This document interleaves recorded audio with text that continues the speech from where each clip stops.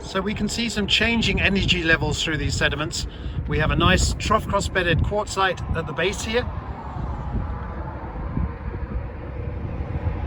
And then we can see that it passes up into these rippled sediments. These rippled sediments are much more thinly laminated. And we can see that each rippled package there is probably only about 5 to 10 centimeters in thickness. You can see a beautiful rippled surface in here picked out by this cementation, this dark colored cementation. And these ripples here are symmetrical, so these are wave ripples, which also shows us that we're still in a shallow marine environment, but just in a quieter time period. And those ripple deposits carry on up for around 2 meters before we have our next trough cross-bedded package coming back in again.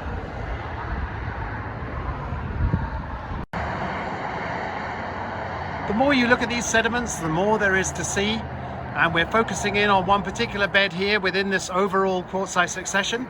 And this bed that I'm focusing in on now has suffered dewatering. So it was presumably deposited fairly rapidly, and there was a lot of water that was trapped in the sediments, and then as the sediments were compressed through time, that water had to escape somehow, and it forced its way upwards, leading to these contorted beds. And each of these structures here that I'm focusing in on is like a little smile, and the fluids would have escaped between each of these structures. You can see this one here. I'll put my finger on it for scale. And you can see that that structure is probably around 1 meter in width, and the water would have been escaping at either end of this structure.